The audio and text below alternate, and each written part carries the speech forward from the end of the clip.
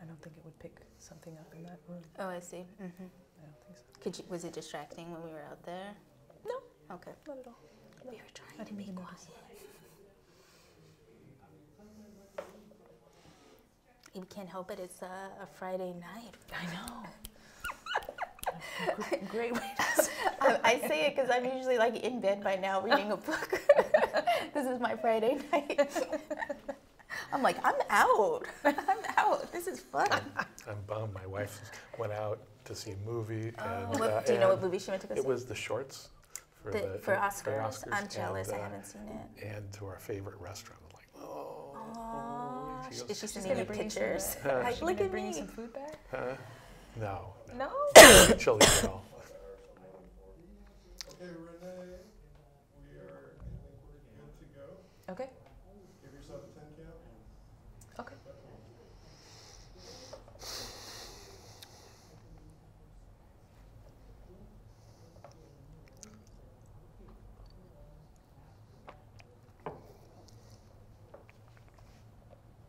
Hello, welcome to KPFA's Local Station Board Candidate Debate number 3. I am here with Maria Judice and James McFadden, and I will just let them present themselves. You each have 1 minute to present. Awesome. My name is Maria Judice, and I am Bay Area born and raised. I always love saying that. I'm a filmmaker, a producer, and I have a consulting firm which focuses on social impact work within the Bay Area. I am very interested in taking on the baton of keeping KPFA and progressive listener radio alive for future generations. So I'm excited to be a part of this amazing panel of candidates for the local station board. I view it as a place for mentorship, for intergenerational work, and not a lot more to say there other than I'm excited to hear more about KPFA and talk more about KPFA. Thank you. I'm James McFadden. I'm a research physicist at UC Berkeley, and I'm partly retired now, so I can do more work as a community organizer and activist. I've worked in large groups on projects, I understand budgets, think outside the box, and I have a large number of community ties. I'm a member of Move to Amend, DSA, I'm a Alameda Green Party County Council, and about 7 other different groups that I go to. I spent a lot of my spare time for the last 10 years reading outside my field in economics and in politics and history, and so I think I have a pretty good grasp of how the world works outside of my bubble, my science bubble. I'm also part of an affinity group known as Rescue Pacifica, and our key positions, and the key positions I take on the LSB are no commercial underwriting, fiscal responsibility, uncensored news. I favor programming council. I want to keep Pacifica whole, and I want an anti-war, anti-corporate messaging. Thank you. I'll just briefly explain the format. It's going to be a little bit different since we only have 2 people. So basically, I'm going to assign a question to you.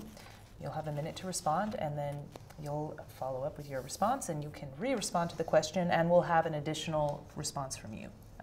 So we'll just have 2 back and forths. And then the subsequent question will go to you first, and we'll iterate through that. And then we'll have closing statements. These questions that I'm reading from are from a master list that have some historical significance and were submitted by listener members and also candidates. And they're being selected based on a random number generator. So the first question is number 8, and it goes to Maria Judice. What can be done to increase listenership among KPFA's and Pacifica's audience? How will you ensure KPFA continues to grow and change in order to meet the ever-changing needs of the community? Think about strategies for identifying and engaging underserved communities. You have 1 minute. So that's a lot of questions in one. I would start off by saying I began listening to KPFA as a little girl growing up in the Bay Area, and I am running for candidacy of the board, but also I am a fan. And I think that is something that KPFA needs to really promote, is understanding that we have listeners, that we have fans, and we need to increase a bigger fan base. And that's about audience, and I think that's also about revenue. The more listeners you have, the more fans you have, the more people to spread your message, to do ambassadorship for you, the bigger our community and larger landscape is. I would also say from my work in the arts and culture sector that it's important to understand that KPFA is a part of a larger media landscape, and we have to figure out our partnerships and conversations and engagement with the larger landscape within the Bay Area. Thank you. James? I think first I'd say that the KPFA sort of broadcast demographic is really to my demographic. It's a lot of it is centered around white baby boomers, and frankly, we're dying off, and we're not going to be an audience in 10 to 20 years. And so, for long-term health of KPFA, I think it's important for us to really think about changes that are going to that the young people, that a more diverse community are going to resonate with and want to support. And so how that change comes about is, I think, something that the LSB and other aspects of the CAB and so on could actually work toward giving that information to the general manager so we can make those kinds of changes. Maria, do you want to readdress? Yeah, I want to address something that I've heard over all these debates is young people, and I think that KPFA really needs to define what they mean by young people. I do agree that we have a boomer generation, but I am young people. I'm 40. I am a part of a generation that has full-time jobs, has kids, and is very concerned with politics, and they should be members. I think when we think of young people, for some reason we skip a whole generation and we just end up with the people that just came out of high school or the people that are currently in college. But we have a whole segment of people where the baton should be passed on, and that's why I'm running for the board, because I find there is legacy in this amazing institution that is, I think, 70 years old. And I would like the baton to be passed down to me and my generation, and I would also like to retain the legacy and take us into the future. So yeah, that's my piece. Thank you. Do you want to readdress?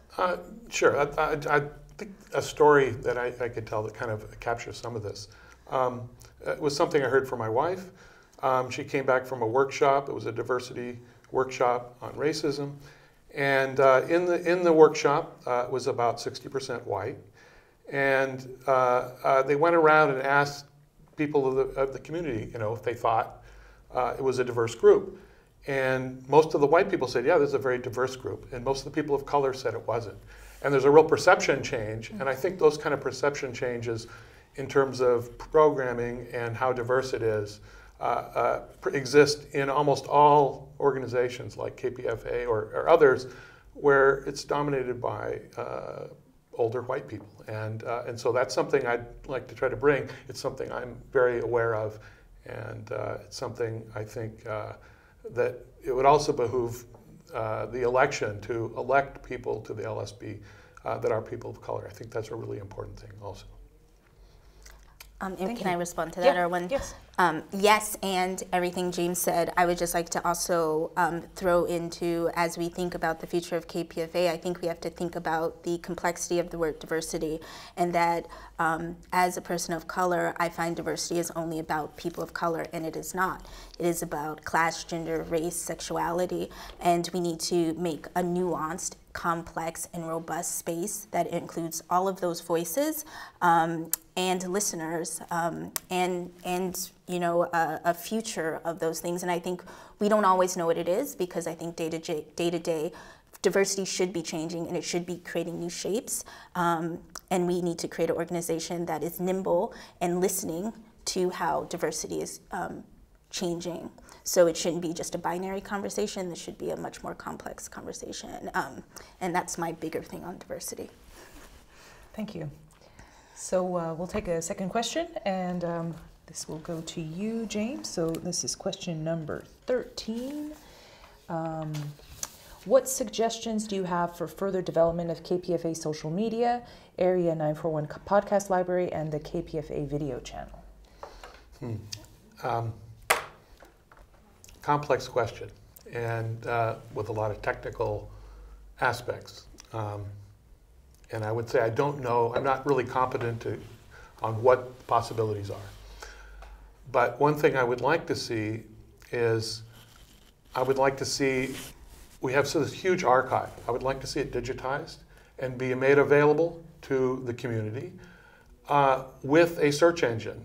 So if somebody wanted to access KPFA archives, they could do it with some kind of search for certain keywords, looking for certain people, and be able to replay those as podcasts. And I think that ought to come with a tip jar, you know, and there ought to be something like that in there that helps KPFA, that when we provide that service. And I'll leave it at that. Thank you. Maria? Well, this is my wheelhouse. I've worked in a few startups and a couple tech startups and in video games, so I can talk a lot about social campaigns. I can talk a lot about platforms, digital presence and web presence. But I think two things that I see in this conversation is not talking about the things that are working well with traditional and analog media that we should just hone in on and create very strong houses around, and then bring in these tools of new media. And tools of new media aren't just being on Facebook and Twitter. It is also about tools of metrics. It's also about tools of communication. And we need to embrace all of these tools because it's almost our duty to throw everything to the wall to figure out how and where and when and who will help us sustain ourselves into the future. So as much as I want to say this is just about doing really great social media, it's about understanding all the tools that are available to us for our needs. Thank you. James? I'd like to add one more thing. I think I agree with what you said. I think if we are going to go forward in this, because of the funding issues, I think KPFA has to look for places that they can team with. And what we don't want to team with is corporations. But we do have universities out there. And we may want to look into teaming with universities as a mechanism to reduce costs as we go into a digital age. And the universities may want to do this too, because they may want access to these historical, interviews and stuff that are priceless. So I'll end at that. Thank you. Do you want to read just one? Yeah, I just have one last, and I totally agree with James. I feel like we're not having a debate here, because agree. But a thing I do want to kind of really hone in on is that KPFA has a legacy, and it's a part of this legacy to create archives, but also to tell our story into the future. And as a media organization, as a cultural institution, we have to figure out all the tools, and I think some of these tools will be hardline tools. They will be traditional analog tools that create a vibrant library for future generations, not just digital tools. And I just want to reiterate that it's not just about digital stuff, it's also about traditional mechanisms, and we should be embracing both of them and knowing where and when to use both of them. Thank you. You can re-respond if you... No, I think that's enough. That's enough? Okay. So we will move on to the next question. Okay, so next question is number 12, and that goes to Maria. How do you suggest that KPFA evaluate programs and make decisions to change, add, or remove programs? Do you think that this process can be improved, and in what way? Who should decide which programs be taken on or off the air? So this question on programming has popped up a lot, it is not our position on the LSB to evaluate or have a say in programming. And I think if listeners are interested in the LSB having that say, then we need to hear that feedback come in from some way. That would be about us changing the bylaws So I can't take a position on how we would evaluate program other than hearing from the listeners what they feel like and advising the management who actually takes care of programming and does a pretty good job. I think there's also something about these questions about programming that doesn't say that KPFA is one of the strongest progressive radio stations that exists. And we should be patting ourselves on the back for doing programming pretty well. And it is listener supported, so if we need to create more pipelines where listeners can give feedback, I'm totally down for that. Thank you. James? I think we need to bring back the program council. I think we need community input. If KPFA is not going to be a corporate top-down hierarchical structure for its management, and if it's going to be something different, which it has been all along, it needs a lot of viewer input. And I know that's difficult on the management, but it's worth it because we want to be something different. We don't want to be a corporate model, a top-down model. And for that, a program council. And the LSB's role is to make sure that the general managers listen to that program council. And so I think there is a mechanism for public input into the whole programming that can go on. And I think once that input gets there, the public will respond in a way that'll also help us financially. And so I think this is an important change to make. Thank you. Maria? Excuse me. I guess two things around this for me is that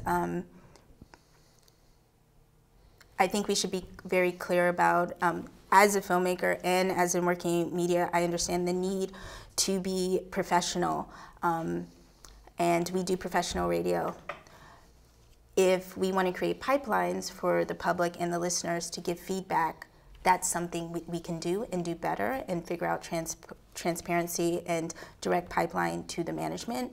That's where I think I feel comfortable at the LSB. I don't know how to program radio. So I would never step in those shoes, just like I hope no one steps in my shoes on a set to direct any film that I do.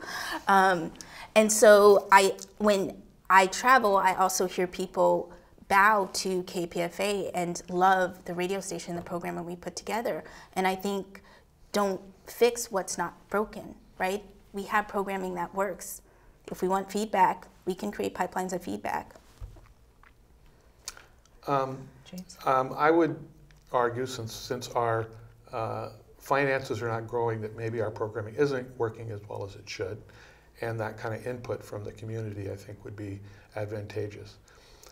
And I think it also would really behoove us to go in a direction that's much more democratic. This is a general problem in our society. We are a society of corporations now, and they have so much power. And we're losing kind of a sense of citizenship and of acting democratically in our institutions. We're all spectators. And that kind of managed democracy, and it's managed by the corporations, is not something I want to see. And so we need to experiment. KPFA and Pacifica have been one of those experiments in democracy.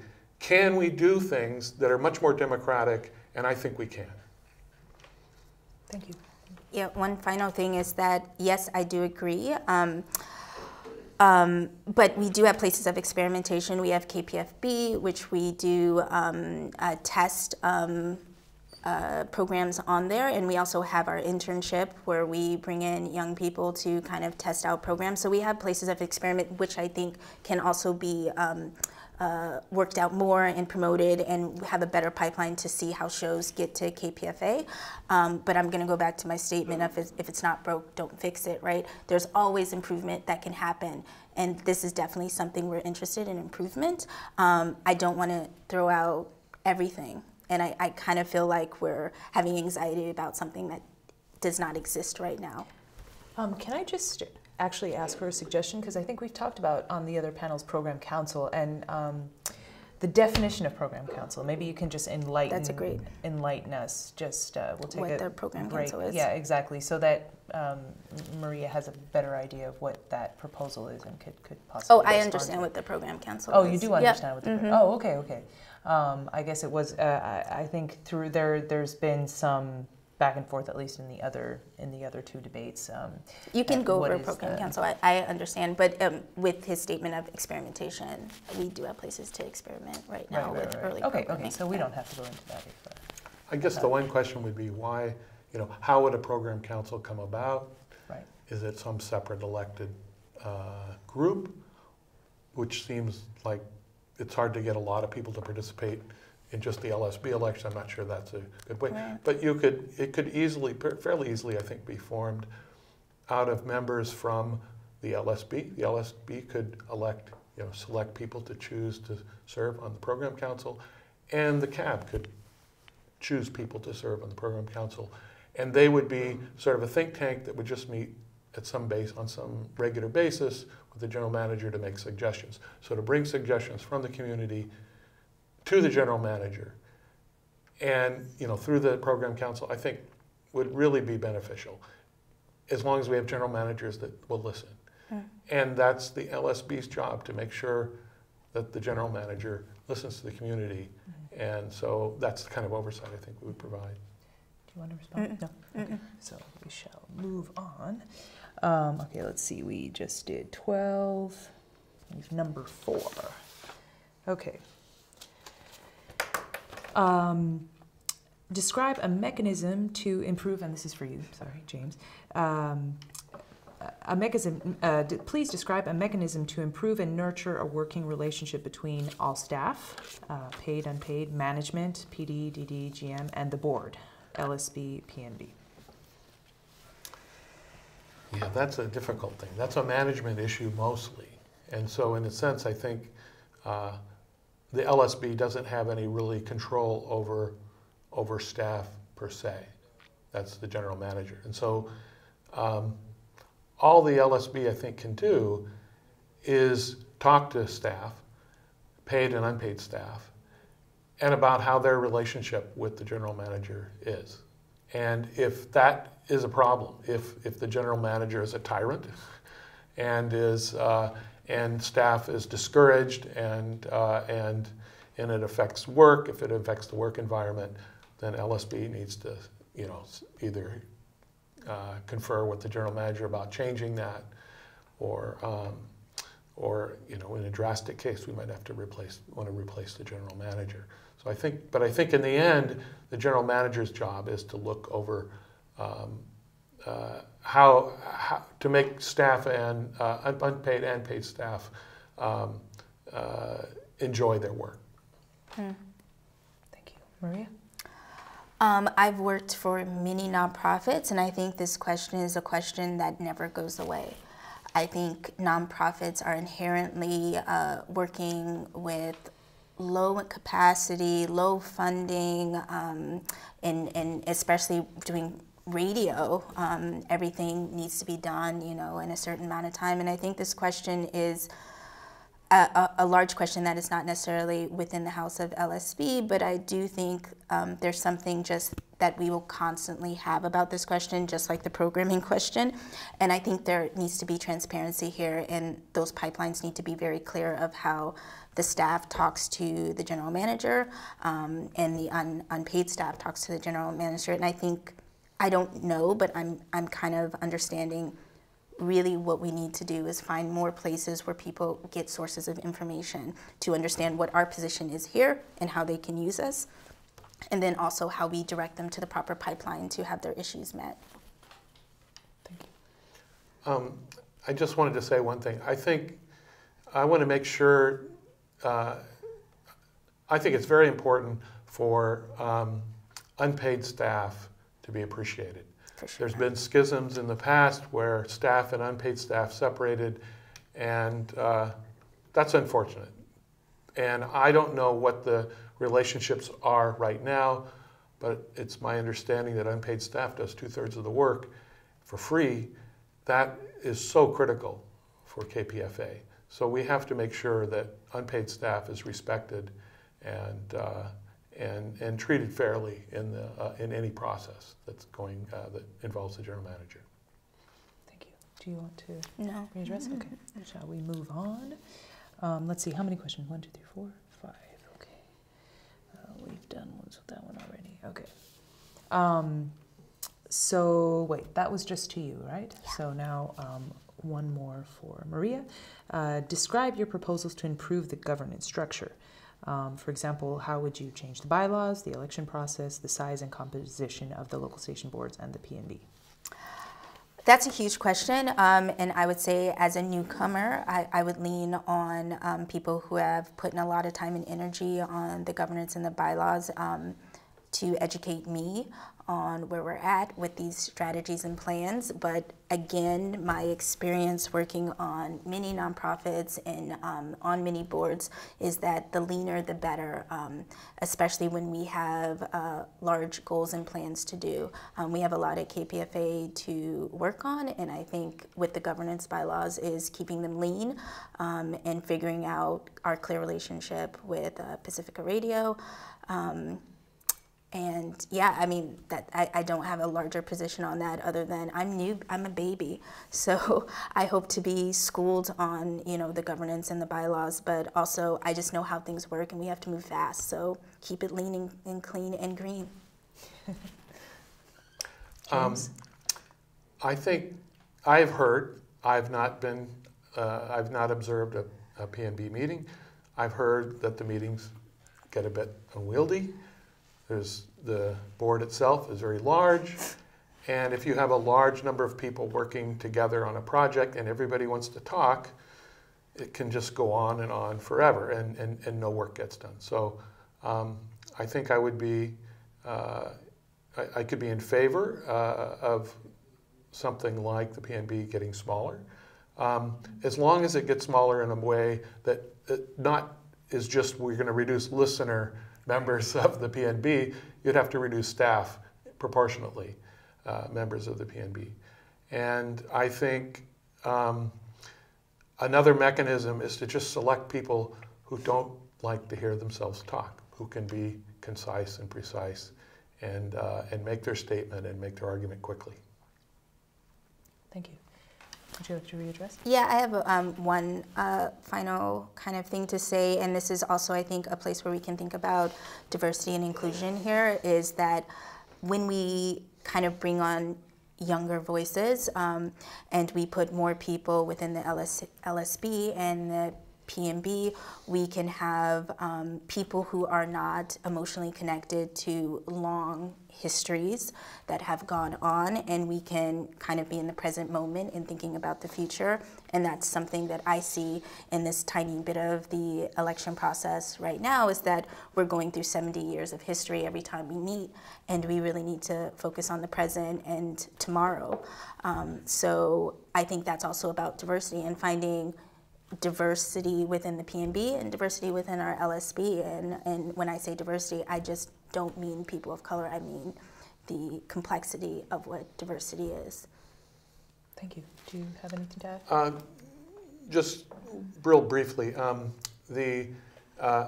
I've been reading up on some of the history, and there's been a lot of infighting and faction within, and that's to be avoided. But there's also lessons, I think, to be learned in that history. For sure. And so we should understand it and not, jump into our silos, and not listen. I think listening is really critical in this kind of on the LSB and at the PNB. Can I say that yes. I agree with that, and I am not saying dismiss the history, I am saying learn from it, but I do think there's some kind of organic push and pull that happens within any organism, and we are an organism as the LSB and as the PNB, and there should be organic, natural push and pull. It shouldn't be conflict that's stopping us from moving forward, and I think we have to stop ourselves and make sure we have enough newness coming in to allow this conversation to breathe and see a pathway forward, and that's where I kind of feel maybe some work that needs to be done for us is to really see a clear pathway forward as an organism, as working together, as collaborative play, and not just in competition or contradictory of each other. Trying not to get in each other's way and really build something that's a legacy and continue the institution that already exists. Thank you. So I think we can probably close this with, unless you wanted to do another round of questions. It's up to you. You get to choose. Wow. I'm going to Such put my notes while you choose. I think there was one question we mentioned had never been like, Oh, the resistance. Is KPFA Oh, the voice of the the resistance. resistance? Well, I thought that was kind of an interesting. So we can ask that is KPFA the voice of the resistance? I'm down to do that. Yeah. So am I first on this one? Sure. Yeah. Go for it. It was interesting because my first thought when I read that was what leaders of the Democratic Party have been trying to promote, which was that they were the resistance, and which just makes me laugh. So that kind of resistance we don't want to be. What we really want to be is a voice that gives a message to those people that are silenced. And there's a lot of people silenced in our society.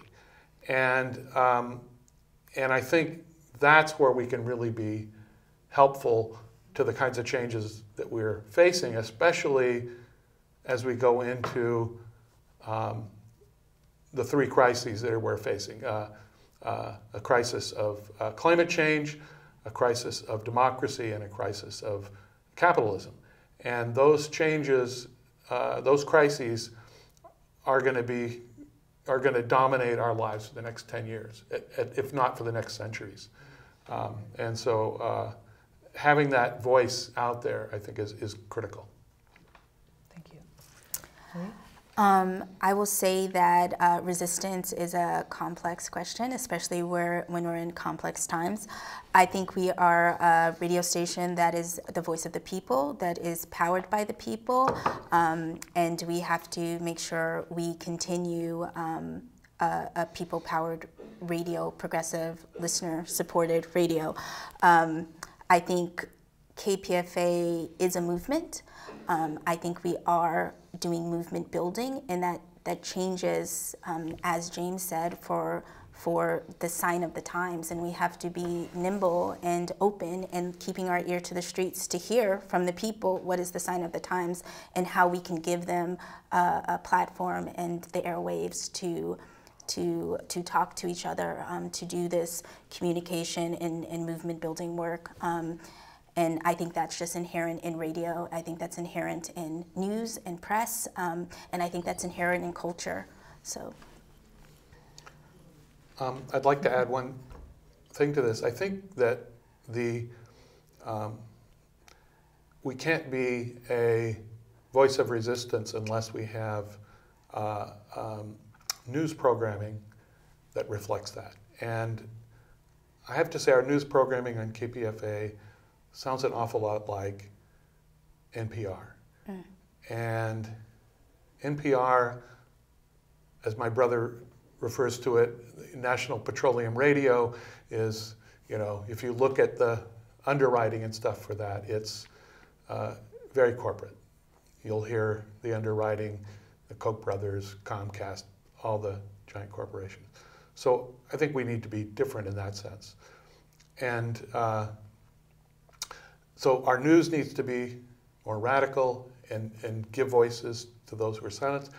But I also think in the community itself, we also need to give voice.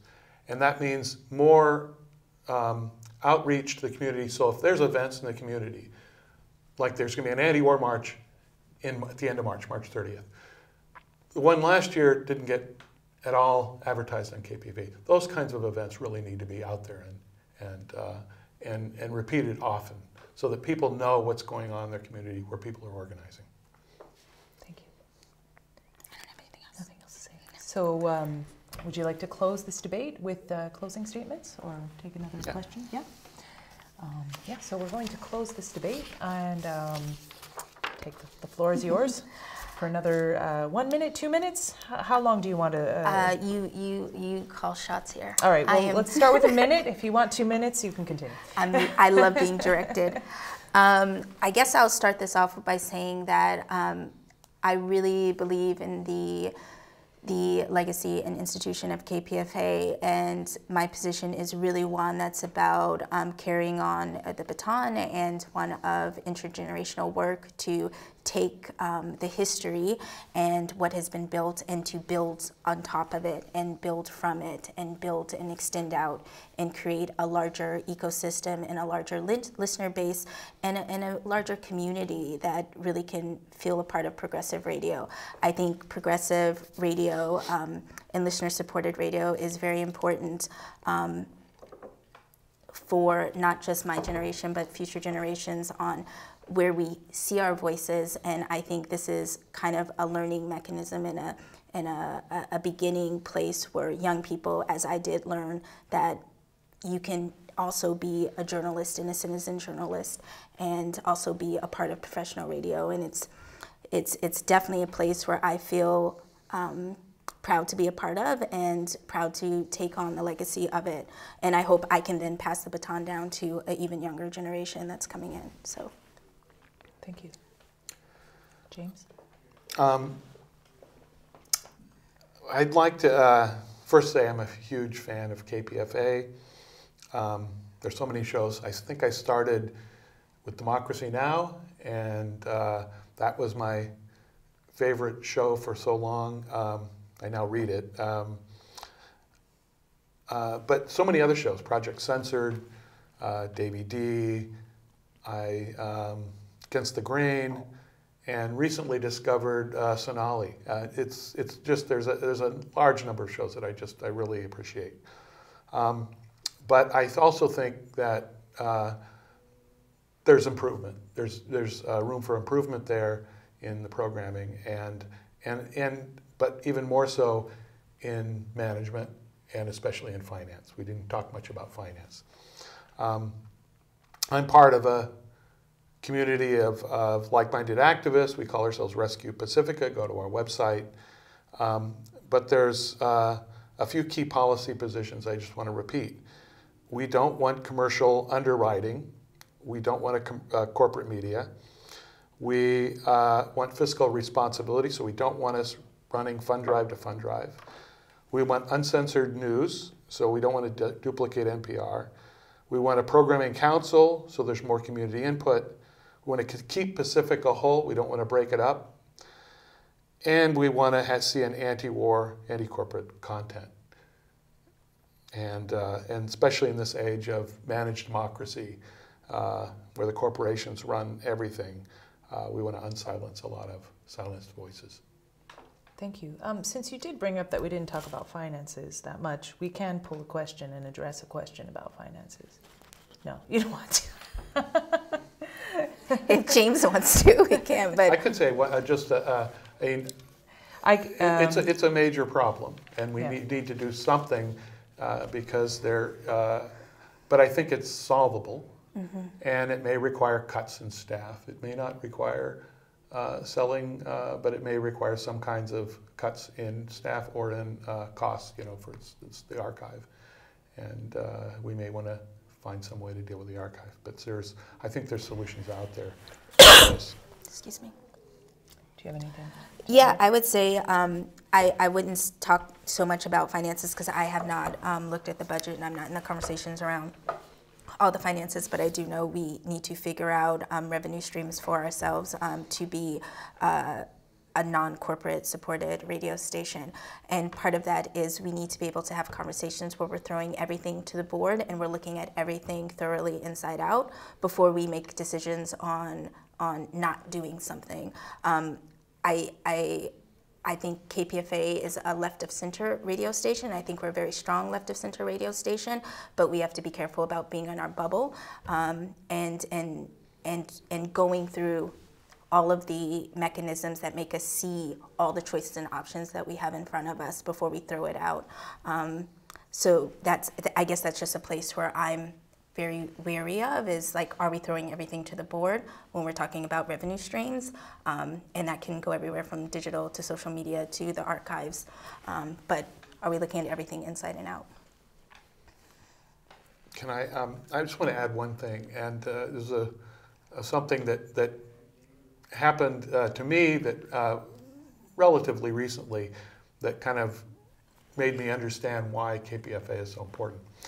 I was driving in my car and I was listening to a talk radio on the local NPR station, and at the end, I always like to listen to the end to see, what corporations. So I'm going to hear the Koch brothers, funded this, and at the end it said, of the show, it said, this show is funded by the Comcast and the Central Intelligence Agency. And I was so blown away by that comment, I thought it had to be a joke. And I called the station, and I got email from the station, and they said, yeah, but it doesn't affect our shows, and it was something that blew me away, and I realized why KPFA really must not get that kind of underwriting. I just wanted to close with that. We have to find other ways to balance our budgets. Thank you. Are we good to close? Yeah, I think so. All right. Well, yeah. Thank you so much. This closes the third KPFA candidate debate, and I was with Maria Judice and James McFadden. Please vote by March 5th, and if you don't have your ballot, make sure you get in touch with me, Renee, National Election Supervisor, and there will be all the information below this video. And thank you very much. Thank you. Thank you, Renee. Thank you, Renee. Oh, I have to give a shout out actually to a few, if that's okay. Do you guys want to sit through these brief statements here? There's 6 candidates that weren't able to make it. Lily Kimura, she is a family law attorney in Oakland and a past member of the City of Oakland Public Ethics Commission appointed by Jerry Brown when he was mayor. She is the past president of the Alameda County Bar Association and a member of the Alameda County Asian Bar Association. She has extensive experience with nonprofit governance and finances and has worked as an instructor in the Asian Studies Department at UC Berkeley. She also attended UC Berkeley as a student and double majored in sociology and dramatic art, specializing in sound and lighting. She supports United for Independent Radio platform, and let's see, I'm somewhat paraphrasing it. So the other candidate that was not able to make it is Noni Session, and I'll just do it in the first person because that was difficult to do in the third person. My name is Noni Session, and for at least the last 25 years, KPFA 94.1 has been my favorite spot on the radio dial. I am a 70s-born, Black, third-generation West Oakland native, mother, assistant librarian, anthropologist, international researcher, grassroots organizer, and now a champion of a people of color-led land sovereignty fund. And yes, I still own an actual radio. Let's see. At all times, as your local station representative, I will use clearly understood community needs and priorities to steer local station priorities and serve with integrity, honor, transparency, authenticity, fierceness, and love. That was Noni Session. Let's see. Lucy Riley. My name is Lucy Riley, and I have worked as a bedside intensive care nurse for the past 25 years. I live in Richmond, California, and organize my local activists in the Richmond Progressive Alliance. I'm also a rank and file member of the California Nurses Association. I was fortunate to be elected as a Bernie nurse delegate to the 2016 Democratic National Convention by my community in CD 11. Since that time, I have worked tirelessly with my fellow Bernie delegates and our progressive communities to start building the just economy we envisioned during the Bernie campaign. I am excited to bring my fundraising and social media promotion skills to KPFA to secure a bright future for generations of KPFA listeners to come. That was Lucy Riley. Ahmad Anderson.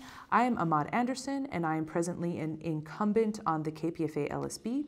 From 2009 to 2010, I was the Pacifica Foundation National HR Director and interim KPFA General Manager. While others abandoned Pacifica's Pacifica KPFA ship, I will continue to hang tough and never give up in this global socio-economical, political, and environmental storm. Pacifica KPFA is our lighthouse, keeping us on point and in safe harbor. I encourage you all to keep up the good fight. With my expertise in human resources and insight on Pacifica KPFA structure, I pledge to ensure we move towards standards and compliance. This will not be easy, and I need your support to be your voice. That is Ahmad Anderson. Donald Goldmacher. My name is Donald Goldmacher. In these perilous times of an increasingly authoritarian government and a planetary climate emergency, it is vital that we have a radio network that is willing to tell the truth and stand up for the 99%. The network must not only report the news, it should begin providing alternative solutions to help our listeners weather these challenging days. I want to help the network achieve that capacity. I previously served on the KPFA local station board. My experience as senior manager in the healthcare arena, as well as my experience as a film producer of social justice documentaries, gave me knowledge, experience, and skills to make the decisions necessary for the station and network to survive. That was Donald Goldmacher. And I think that those are all the ones. Yeah, you know, Philip, yes. And we're missing, I don't have it actually right here. Carol probably had it. She left already then. Does anybody have a phone? Do you have Phillips by chance? You mean Richard Phelps? Richard, right? yes, Richard sorry. Phelps. I was like, Philip. I keep calling him Philip all night, and I don't know why. I just remember the Phelps part. So Richard Phelps is also a candidate that was supposed to come today, and we will make sure to include his audio statement after the segment, so at least you can hear his voice. I'm sorry, I don't have his statement right in front of me. Sorry, I butchered his name. And well, thank you very much, and thank you both. Thank you. And thank you to the media, Marin Community Media Center. You too. Oh, don't touch me. I'm so sorry. I'm so